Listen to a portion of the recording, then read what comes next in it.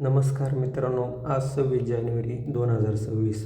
आजपासून मी ब्लॉग करायचं ठरवलं आहे आणि सुरुवातीलाच वृद्धेश्वराचं दर्शन घेऊन सुरुवात करूया असं म्हणलं.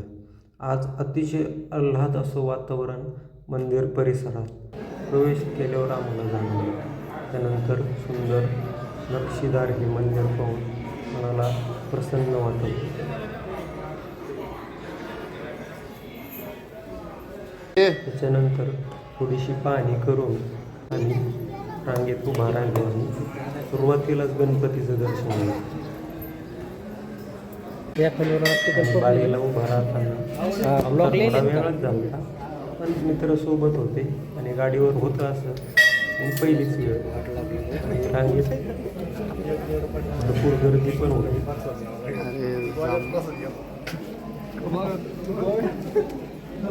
दर्शन घेतलं आणि बाहेरून मंदिराचा परिसर आहे. अतिशय सुंदर असं रंगीबेरंगी मंदिर, निसर्गरम्य वातावरण आणि मनमोकळा श्वास. अतिशय आनंद होत होता. नंतर बाहेरच्या कमानीजवळ दर्शन घेऊन समोर आजूबाजूला गर्दी पाहत मंदिराच्या बाहेर प्रवेश. सुट्टीचा वारा असल्यामुळं आज जरा गर्दी जास्तच होती. मी पुन्हा एकदा महादेवाला मनातल्या सर्व इच्छा बोलून आम्ही घरी निघलो.